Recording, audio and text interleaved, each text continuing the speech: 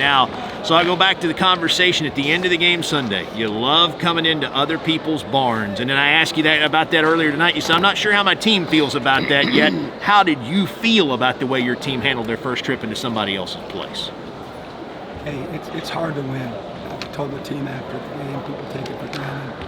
Anyone that's been a part of it understands that the other team has a plan. The other team's got good players. The other team's got a big staff that are game planning all week too. And there's a lot going on out there. And for these guys to obviously have a tough start. Their physicality, I thought, gave us some issues early. They hadn't been challenged that way all year long, so why wouldn't it be a little bit of a problem? I didn't like it, but having some time to think about it, it's pretty natural for that to happen. But we talked a lot about before we came out and in the huddles, we're gonna have to stick together.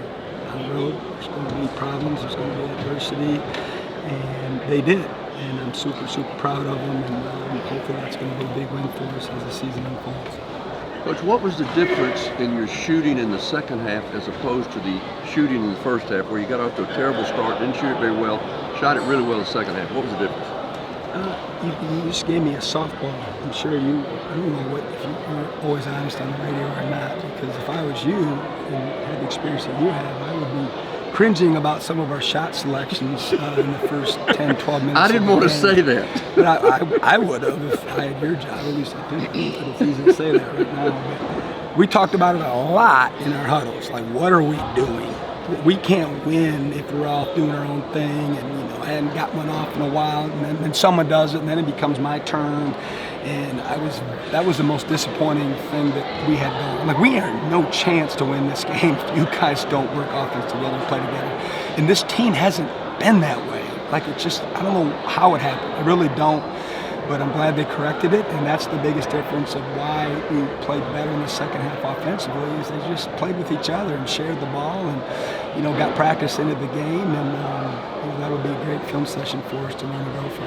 Well, just so you'll know, during the game we did talk about 38 shots in the first half, and a lot of them were really quick shots. So we did comment about that in the first half. And I said, that's going to be 76 shots. We don't take 76 shots in a game. Well, listen, we're going to take more shots on goal than we have in the past. I think that's pretty obvious. And I'm okay. Like I don't want to go into the details of it, but it's for us that coach a certain kind of way and look at the game a certain kind of way. Like, we're actually better when we only have 2 or 3 passes or we got 6 or 7. And so we're monitoring that all year long. But it's not about, certainly at the end of the game, it's time and score, right? But for me, is that a good shot for us? It's a good shot for you. That's my thing. Is I want to give you freedom, and I want you to have confidence, and I want to play faster because we got more talent. But gosh darn, we can't be, having heat checks when you haven't made a shot yet, and that goes for everybody. And I love Josh Hubbard to death, and I walked out with him and we talked about it. And I'm like, you can't do that, and he did it in the first half. Well, he did it, and I think part of the problem was, he's the leading scorer. He thinks he has a lot on his shoulders, and they were doing a great job blowing up those handoffs that he usually scores on. He didn't get a lot of early shots, didn't get a lot of early looks, and he just felt like he had to get some. Yeah, but guess what? He had 5 assists and 0 turnovers. 0 the streak turnovers, continues. right. Huh? And he guarded. He did guard it. And you know what? Last year, we don't win this game. We're on the road. We're behind. And he's 4 for 18. I don't think we're probably going to win the games. I don't think we can score enough. Again, 51 points in the second half. We had 50 the last game. That's what I thought. Hey, I want to play better to start the game. But if I'm going to have to choose, I want to play better the last 10 minutes of the game, than anything else. Well, another, I think, factor in the game, the first half we did take those 76 shots. We turned them over some. We limited their shots. The second half, a little more patient. They're averaging 66 shots a game coming in every night. They got 47 shots for the game. Yeah, it's a product of our offensive rebounding. It was really, really good for the most part, better in the first half than the second. And then another game, knock on wood, that we just really took care of the basketball. We've done a good job that all year long. We were single digit again, 20 assists, 7 turnovers, 28 made shots. And, that's the thing. It's like guys will share with each other. We don't have to come down and manufacture one. When Hubbard gets on a heat, everyone in the gym knows it's going up. Yeah. Okay, and it should. No problem, right? But we don't have to necessarily to try to go find it, this particular team. But they stuck in there, man. They really stuck in there, and they stuck together. And it's 2 games in a row now that we had to come from behind. Just a couple more questions, big coach. The second half, you didn't double team the big guy. First half, he hurt us with the double team, finding open players. Second half, and you were giving up something, but was that the plan to just play one-on-one? Well, going to the game, you never know what the plan is. Just after advisement from our staff, and he's a really good passer. He's huge, and we're not huge. And some of our trappers weren't that big, and we weren't getting much out of it. They were game planning. I mean, a lot of teams are going to game plan for double teams and for the weak side. They're not even doing it, and it'll be a back and forth, game within the game. So we took it off.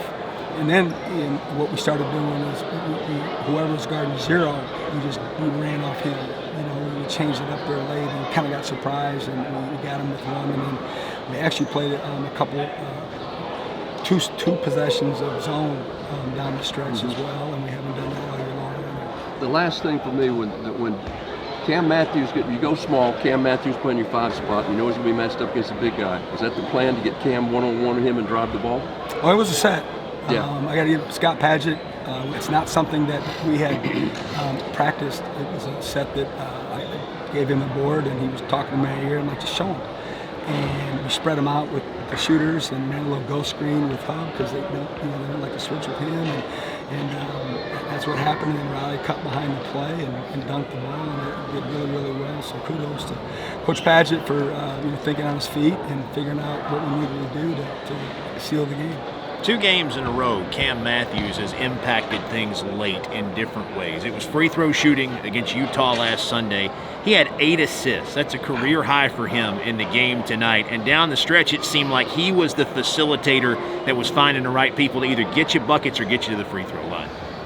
Yeah, Cam Matthews stat line, like 6 points, and 5 rebounds, and 8 assists, and 3 steals, and just that warrior mentality. And he's a coach in our huddles, man. I'm just telling you, I'm listening to him as much as I've listened to any player in a long time. Probably when I was at Wichita State with Fred Bluth, he just sees the game differently, and he's out there, so he's got better intel than actually we do.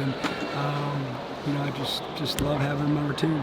And then was this the second game where we could say with Keyshawn Murphy, I know he fouled out, but could we say that what he's done in practice has gotten into the game for a second straight game the way he played tonight? Yeah, I mean, it's just going to be, he's just a little bit light, with some of these big guys that we're going to be facing in the next few games, and obviously in the SEC. And all year long, we're going to have to be really unique and have different looks to combat, the size that we're going to play against. And, Mike Nwoko obviously didn't have a great line or anything like that, but he gave us some strong minutes. He had 4 rebounds and in 11 minutes, didn't turn the ball over, but we're going to have to continue to figure out how we're going to play around the basket. Well, in a game like this, though, too, and going forward, bodies are worth something. Points and rebounds look great, but minutes are also important when you're going up against these big front lines, aren't they? Absolutely. I mean, we fouled out. Mike fouled out. Murph fouled out.